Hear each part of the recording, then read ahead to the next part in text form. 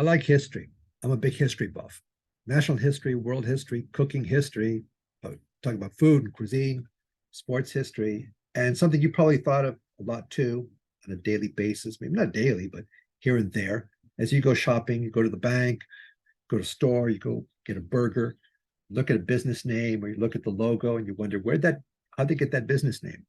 Maybe how'd they get that logo? Where'd that character come from? I think about those things. I wonder, it's a curiosity. I got the idea for this video, an article I wrote on LinkedIn some time ago, several years ago, called Where Did Business Names and Logos Come From? Hi, my name is Edgar Montoya. This is the Language Cafe. This is a site, it's a channel about language, English and Spanish, about cuisine, it's about culture, it's about a little bit about everything, to pets, and I'm open to ideas too. But it's a bilingual channel, English and Spanish, and I share a lot about language and words, vocabulary, where it comes from. I think it's a pretty good site. I invite you to subscribe and to take a look around my channel, The Language Cafe. Anyways, okay, I want to show you, for starters, the original article. This was from that I wrote in LinkedIn. It's called How These Businesses Got Their Names. I wrote a second a rewrite of this called How These Businesses Got Their Names and Logos. And there's six businesses. One of them is Mercedes-Benz. I won't be covering that today. This is a six-part series. I'm going to be, three-part series. Actually, I'm going to be doing 3 in English and 3 in Spanish. The same thing. And the first 2, I'm going to cover 2 businesses today, McDonald's and Coca-Cola. So I want to go first to talking about, the mascots of McDonald's. It's not the same. It's not always been Ronald McDonald. Okay, Ronald McDonald came around 1962. It's the year I was born, so it's been over some 60 years, a little over 60 years now. Here it is. You know him, Ronald McDonald, the clown. Okay. Here's like a 1963 commercial version when it was brand new. You can see he's changed a lot. Here's the Japanese Ronald McDonald restaurant in Japan. He's had his changes, but not the original mascot. McDonald's was formed in 1948 by the McDonald's brothers, Dick and Mac. Eventually taken over completely by Ray Kroc. I recommend, if you've never seen the story of this, the movie Founder, with Michael Keaton playing Ray Kroc, about how Ray Kroc took over McDonald's and boom, it exploded. It really took off from there, but he was not the original owner. He got the business from Dick and Mac McDonald's. Okay, so I want to go to a little now to talking now about the original mascot here is this little character here called Speedy. Okay, he was a little burger head, he had a little muffin head or like a bun head. If it's a patty or a bun, called Speedy Chef. And you see him running real fast here, and he's Speedy. Here he is on top of a McDonald's sign back in the old days. Okay, but Speedy got fired. He got his walking papers. 1962. Here I was born. Ronald McDonald took over. Okay, I'm kind of old-fashioned. For me, I like this old traditional. For me, I like this little character, Speedy Chef, better than I ever liked Ronald McDonald. When I was little, Ronald McDonald never did nothing for me, but I like this. Kind of prefer this little character here. I wish I had kept him. But anyways, I want to talk about McDonald's, the original. I remember from when I was very young from the late 70s, early 70s, when they finally, if there's any of these left over, McDonald's used to look like this. Okay, I remember clearly. I used to walk up with my dad. We go to the McDonald's window here, and these buildings with those red and white. I don't know how many of you boomers, maybe you remember this better. McDonald's buildings with the red and white stripes on the side, and the yellow arches, one here on the side, on each side, and one out here on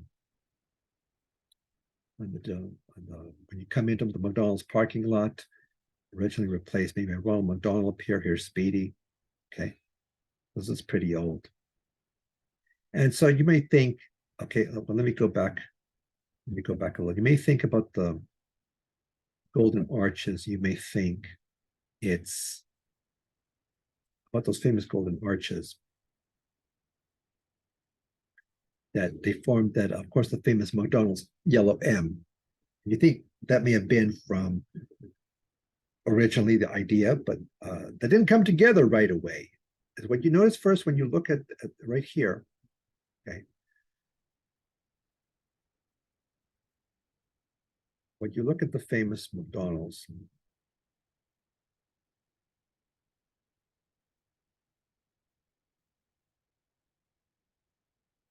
it formed two arches on each side of it, seen at a certain angle.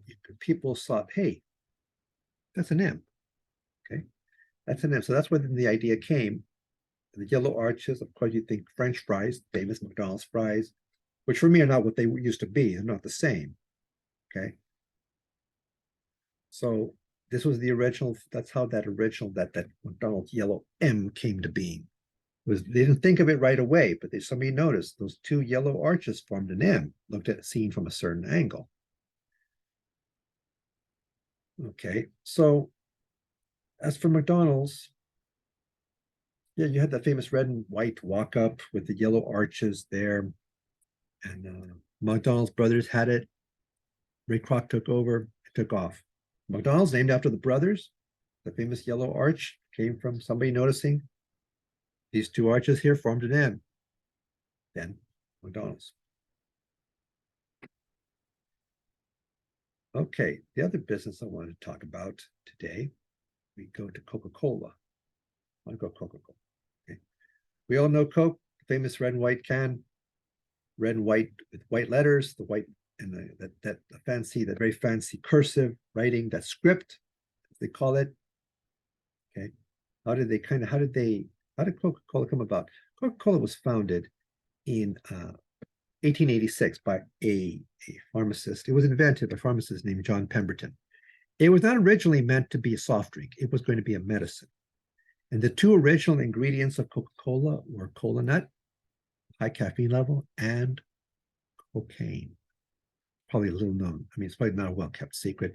Coca-Cola used to have cocaine.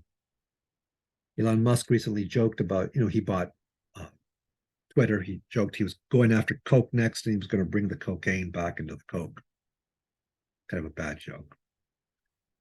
But anyways, it had, because it was sold as medicine, cocaine was a common medication. It was used in medicines back then as a painkiller and for other things it did for the human body, including getting people stoned. So in 1905, by 1905, the government said, there's too many people getting stoned off this stuff. Okay, medicine or soft drink, out. So the cocaine was out the door, had to leave. Okay. So, but well before that, John Pemberton, he had sold it as a medicine. It had done okay as a medicine, not real popular, but from my understanding, he did sell it to another pharmacist named Asa Candler. The story I heard is that he had he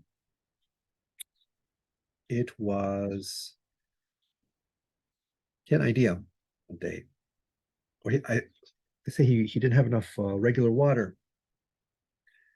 So they were served at counters, right? At pharmacy counters where people had ice cream sundaes, and they had fountain drinks they got from a fountain.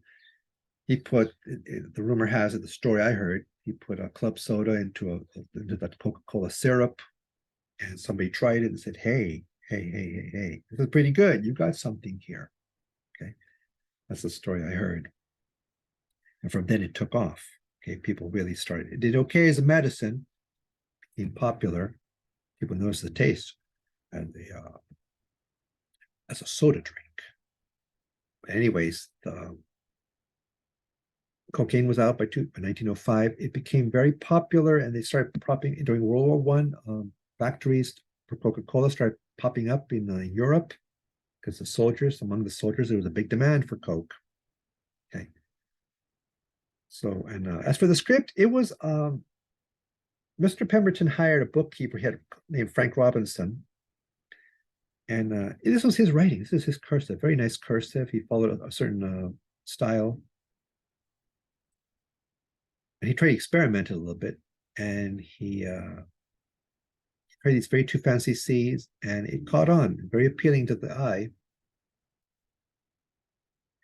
How did the red color come for Coca-Cola? I heard, well, in my studies, I read that in the fountain in the drugstores, if they would bring in barrels of alcohol, alcohol was taxed.